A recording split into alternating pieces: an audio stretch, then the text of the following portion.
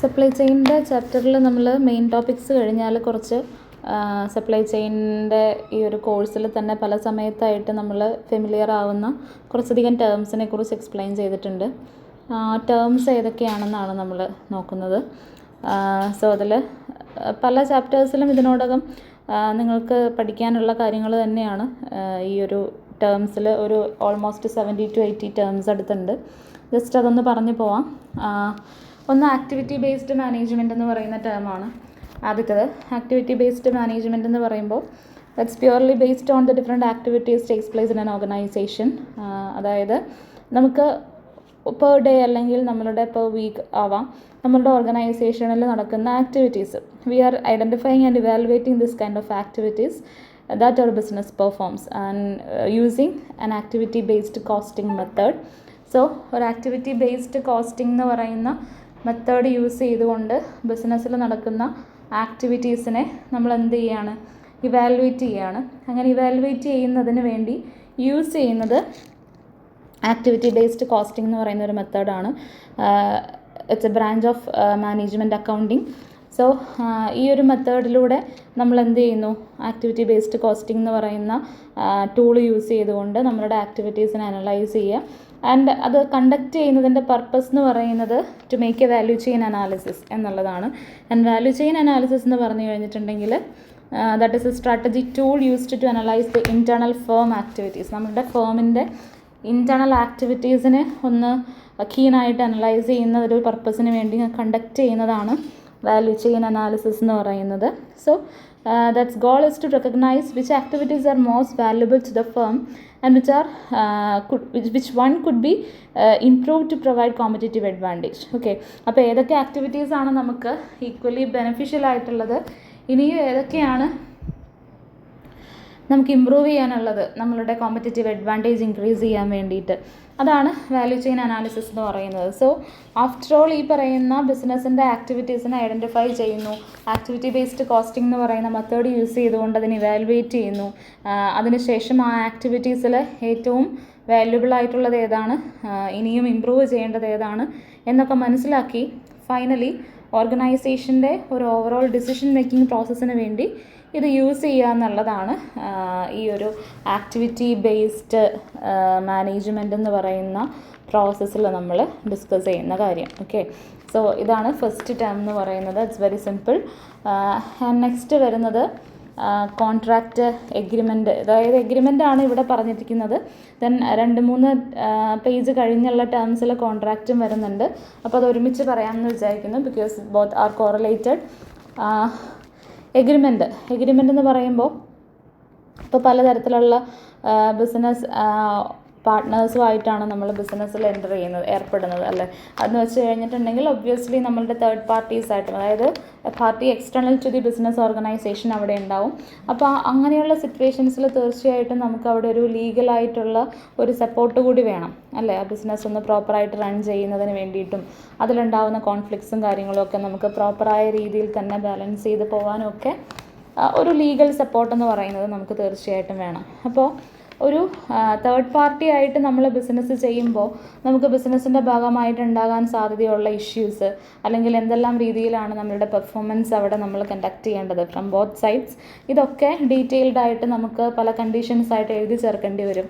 അതിൽ എന്തെങ്കിലും തരത്തിലുള്ള ഡീവിയേഷൻസ് വന്നു കഴിഞ്ഞാൽ അത് കറക്റ്റ് ടൈമിൽ അഡ്രസ്സ് ചെയ്യപ്പെടണം. അതിനുള്ള സൊല്യൂഷൻസ് നമ്മൾ കണ്ടെത്തണം. അങ്ങനെ ഒരുപാട് കാര്യങ്ങളുണ്ട്. സോ എന്താണ് കോൺട്രാക്റ്റ് എന്ന് പറയുന്നത്, എന്താണ് ഈ ഒരു എഗ്രിമെൻ്റ് എന്ന് പറയുന്നത്, ഇത് തമ്മിൽ എന്താണ് കണക്ഷൻ, ഇതൊക്കെ നമുക്ക് അവിടെ നോക്കേണ്ടതുണ്ട്.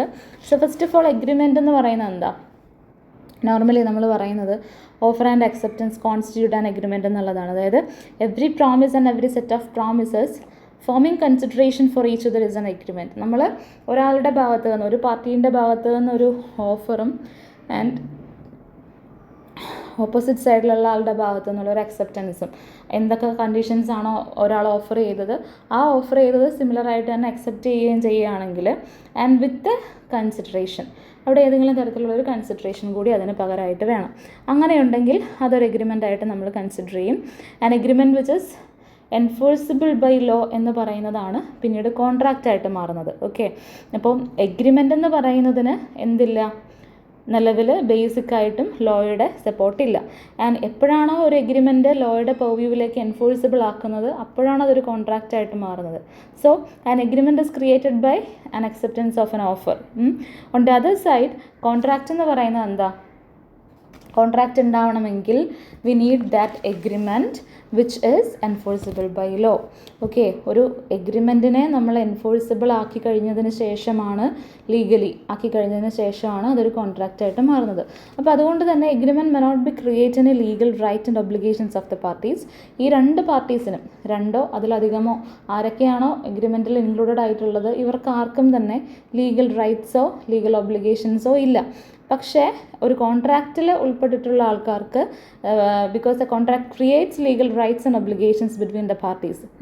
അപ്പോൾ കോൺട്രാക്റ്റിൽ ഉൾപ്പെടുന്ന ആളുകൾക്ക് ലീഗലായി തന്നെയുള്ള റൈറ്റ്സും ഒബ്ലിഗേഷൻസും ഉണ്ട് in order to perform the conditions explained in the contract. അപ്പോൾ അതുകൊണ്ട് അതിലെന്തെങ്കിലും തരത്തിലുള്ള നെഗറ്റീവ്സ് അല്ലെങ്കിൽ ഡിഫോൾട്ട് വരുത്തി കഴിഞ്ഞിട്ടുണ്ടെങ്കിൽ ബ്രീച്ച് ഓഫ് കോൺട്രാക്റ്റ് ആവുകയും ഏത് പാർട്ടിയാണോ ഡിഫോൾട്ട് വരുത്തിയത് he is bound to perform all the dues and obligations explained in that contract. Okay, അല്ലെങ്കിൽ ആസ് പെർ ദ ലോ അവർ പറയുന്ന രീതിയിലുള്ള എല്ലാ കോമ്പൻസേഷൻസും അവർ പ്രൊവൈഡ് ചെയ്യേണ്ടതായിട്ട് വരും. So this is what the difference between agreement and contract. So generally നമ്മൾ പറയുന്നൊരു saying എന്ന് പറയുന്നത് all agreements are not contracts but all contracts are agreements എന്നുള്ളതാണ്. കാരണം എല്ലാ എഗ്രിമെൻറ്റ്സും നമ്മൾ എന്ത് ചെയ്യണില്ല, കോൺട്രാക്റ്റായിട്ട് അല്ലെങ്കിൽ ലീഗലി നമ്മൾ എൻഫോഴ്സ് ചെയ്യുന്നില്ല. ഇനി എല്ലാ കോൺട്രാക്ട്സും എന്ത് തന്നെയാണ്, എഗ്രിമെൻറ്റ്സ് ആണ്. കാരണം ഇതിൻ്റെ ബേസിക് ഫോം ആണ് എഗ്രിമെൻ്റ് എന്ന് പറയുന്നത്. ആ എഗ്രിമെൻറ്റിനെയാണ് പിന്നീട് നമ്മൾ കൺവേർട്ട് ചെയ്ത് എന്താക്കി മാറ്റുന്നത്, കോൺട്രാക്റ്റാക്കി മാറ്റുന്നത്. ഓക്കെ, അപ്പോൾ this is what that explains. പിന്നീട് ബിസിനസ് മോഡൽസിനെ കുറിച്ച് അല്ലെങ്കിൽ ഇ കൊമേഴ്സ് മോഡൽസിനെ കുറിച്ച് നിങ്ങൾ കേട്ടിട്ടുണ്ടാവും. സോ ഇ കൊമേഴ്സ് മോഡൽസ് എന്ന് പറയുമ്പോൾ ഈ ഇലക്ട്രോണിക് കൊമേഴ്സിൻ്റെ ഒരു ഇൻട്രൊഡക്ഷനോട് കൂടി വന്നിട്ടുള്ള പലതരത്തിലുള്ള മോഡൽസാണ്. അത് ബിസിനസ് ടു ബിസിനസ് ഉണ്ട്, ബിസിനസ് ടു കൺസ്യൂമർ ഉണ്ട്, അതേപോലെ തന്നെ ബിസിനസ് ടു ഗവൺമെൻറ് ഉണ്ട്. ഇങ്ങനെ പലതരത്തിലുള്ള മോഡൽസ് അവൈലബിൾ ആണ്. അപ്പോൾ അതിൽ ഇവിടെ ഇപ്പോൾ നമുക്ക് പറഞ്ഞ് എക്സ്പ്ലെയിൻ ചെയ്യാനുള്ളത് ബിസിനസ് ടു ബിസിനസ് എന്നുള്ളതാണ്. സോ ബിസിനസ് ടു ബിസിനസ് എന്ന് പറഞ്ഞു കഴിഞ്ഞാൽ നമുക്കറിയാം എന്താണ്, ഒരു ബിസിനസ് ഓർഗനൈസേഷനും മറ്റൊരു ബിസിനസ് ഓർഗനൈസേഷനും അല്ലേ, ഇത് തമ്മിലുള്ള കണക്ഷനാണ്. അപ്പോൾ സപ്ലൈ ചെയിൻ എന്ന് പറഞ്ഞു കഴിഞ്ഞാൽ തന്നെ നിങ്ങൾക്കറിയാം എന്താണ്, ഒരു ബിസിനസ് ഓർഗനൈസേഷൻ മറ്റുള്ള ബിസിനസ് ഓർഗനൈസേഷൻസും തമ്മിലുള്ളൊരു നെറ്റ്വർക്കാണ് ആക്ച്വലി സപ്ലൈ ചെയിൻ. അപ്പോൾ അതുകൊണ്ട് തന്നെ എല്ലാ ബിസിനസ്സുകളും പരസ്പരം റിലേറ്റഡ് ആണ്, കോർഡിനേറ്റഡ് ആണ്, കമ്മ്യൂണിക്കേറ്റ് ചെയ്യുന്നുണ്ട്. അവർ പരസ്പരം ബിസിനസ് ആക്ടിവിറ്റീസ് പ്ലാൻ ചെയ്ത് മുന്നോട്ട് പോയാലേ ഫൈനൽ സപ്ലൈ ചെയിൻ റിസൾട്ടിലേക്ക് എത്തുള്ളൂ എന്നുള്ളതാണ്. അപ്പോൾ പല ഇ കൊമേഴ്സ് ബിസിനസ് മോഡൽസ് ഉണ്ട് ഞാൻ പറഞ്ഞു. For the sake of knowledge B2C ഉണ്ട്, business to consumer, business to business ഇപ്പോൾ പറഞ്ഞു. ദെൻ കൺസ്യൂമർ ടു കൺസ്യൂമർ ഉണ്ട്, കൺസ്യൂമർ ടു ബിസിനസ് ഉണ്ട്, ബിസിനസ് ടു ഗവൺമെൻറ് ഉണ്ട്. ദെൻ ഇപ്പോൾ പുതിയ ബിസിനസ് ടു കൺസ്യൂമേഴ്സ് ഉണ്ട്, ബിസിനസ് ടു അഡ്മിനിസ്ട്രേഷൻ ഉണ്ട്, കൺസ്യൂമർ ടു അഡ്മിനിസ്ട്രേഷൻ ഉണ്ട്. ഇങ്ങനെ ഇലക്ട്രോണിക് കൊമേഴ്സിൽ ഈ പറയുന്ന പലതരത്തിലുള്ള മോഡൽസ് അവൈലബിൾ ആണ്. ഓക്കെ, അപ്പോൾ B2B എന്ന് പറയുന്നത് എന്താ, ഒരു ബിസിനസ് ഓർഗനൈസേഷനും മറ്റൊരു ബിസിനസ് ഓർഗനൈസേഷനും തമ്മിലുള്ള ആ ഒരു കണക്ഷനാണ് എന്ത്, B2B എന്ന് പറയുന്നത്. നെക്സ്റ്റ് വരുന്ന ഒരു ടോപ്പിക് എന്ന് പറയുന്നത് നമുക്ക് കപ്പാസിറ്റി മാനേജ്മെൻറ്റ്, കപ്പാസിറ്റി പ്ലാനിംഗ് എന്നൊക്കെ പറഞ്ഞ് നമുക്ക് കണക്ട് ചെയ്ത് പറയാവുന്ന കുറച്ച് ടോപ്പിക്സ് ഉണ്ട്. കപ്പാസിറ്റി പ്ലാനിങ് എന്താണെന്നുള്ളത് ഫ്യൂച്ചർ ക്ലാസ്സുകളിൽ നമ്മളുടെ കമ്മിങ് ചാപ്റ്റേഴ്സിലുണ്ട്. സോ കപ്പാസിറ്റി പ്ലാനിംഗ് എന്ന് പറഞ്ഞു കഴിഞ്ഞാൽ simply we are engaging in a process to determining the amount of capacity required to produce in the future. നമുക്ക് ഫ്യൂച്ചറിൽ ഒരു പെർട്ടിക്കുലർ എമൗണ്ട് ഓഫ് പ്രൊഡക്ഷൻ നടത്താനുള്ള കപ്പാസിറ്റി ഉണ്ടോ ഇല്ലയോ എന്ന് നമ്മൾ ഡിസൈഡ് ചെയ്യുന്ന ഒരു പ്രോസസ്സാണ്. അപ്പോൾ ഇവിടെ നമുക്ക് പല രീതികളിൽ നമ്മളുടെ കപ്പാസിറ്റി എന്ന് പറയുന്നത് നമ്മൾ പ്ലാൻ ചെയ്യുന്നു. അതാണ് കപ്പാസിറ്റി പ്ലാനിംഗ് എന്ന് പറയുന്നത്. ഇനി കപ്പാസിറ്റി മാനേജ്മെൻറ്റ് എന്ന് പറഞ്ഞു കഴിഞ്ഞിട്ടുണ്ടെങ്കിൽ എന്താ, it is the function of establishing, measuring or monitoring and adjusting the limits or levels of capacity in order to execute all kind of production schedules.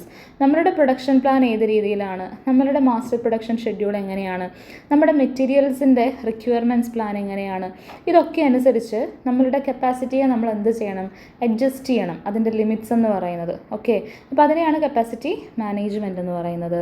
Then capacity requirements planning ഉണ്ട്.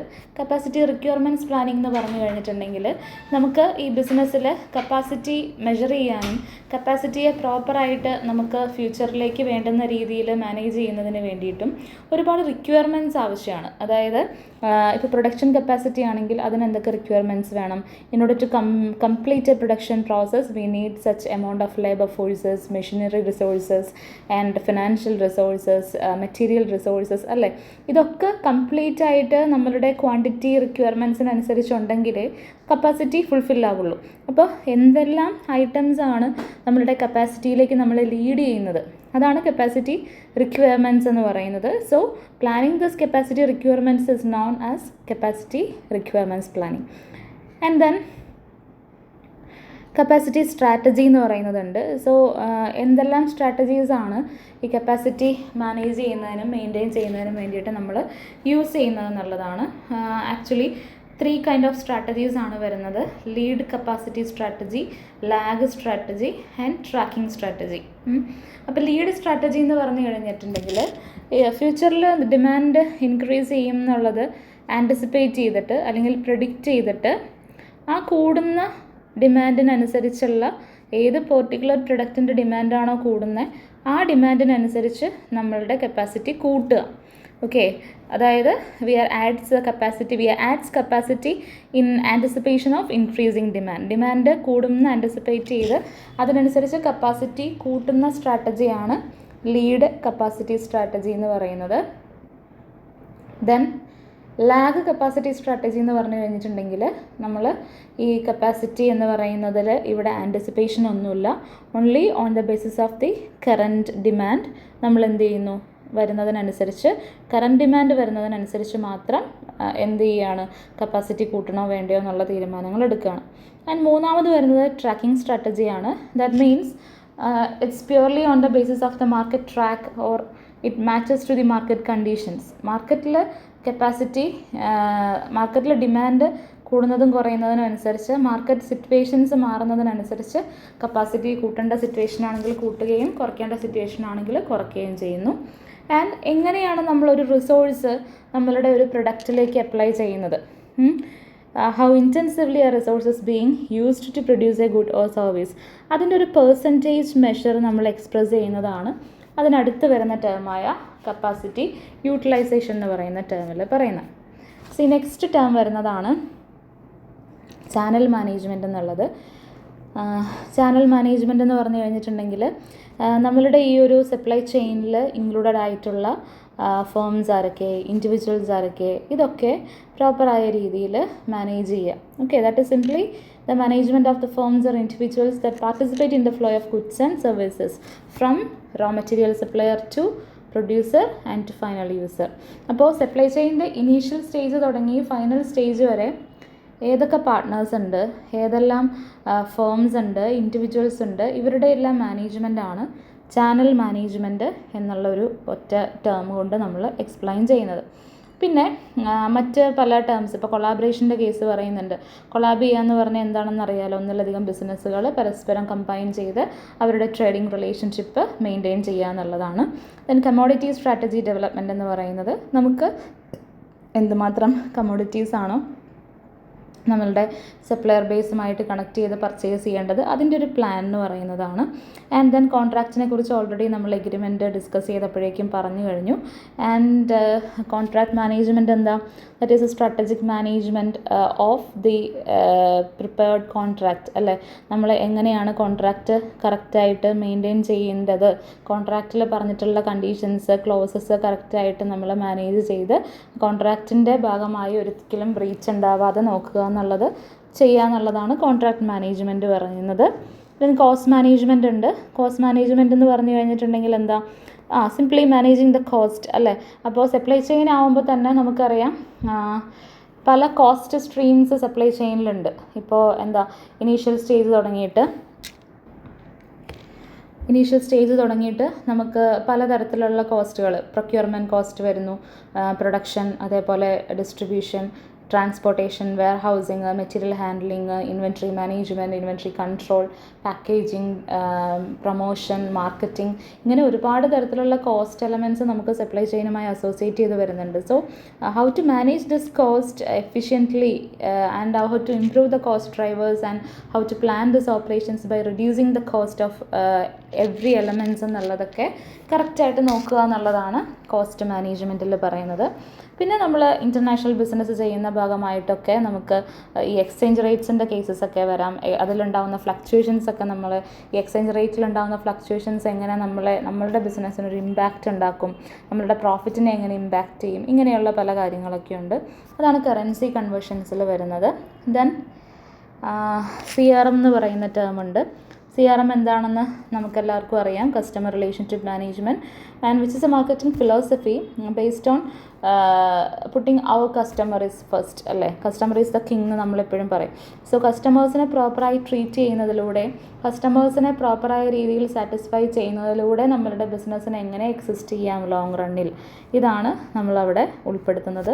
So അതിൽ വരുന്ന കാര്യങ്ങൾ എന്തൊക്കെയാണ്? Accounts management വരുന്നുണ്ട്, നമ്മളുടെ order entry and catalogues വരുന്നുണ്ട്, പേയ്മെൻറ്റുമായി ബന്ധപ്പെട്ടിട്ടുള്ള processing, അതുമായി ബന്ധപ്പെട്ട് വരുന്ന ക്രെഡിറ്റ്സ് ആൻഡ് അഡ്ജസ്റ്റ്മെൻറ്റ്സ്, കംപ്ലയിൻറ്റ് റിട്രസൽസ്, ഇങ്ങനെയുള്ള കാര്യങ്ങളൊക്കെ CRMൻ്റെ ഭാഗമായിട്ട് വരും.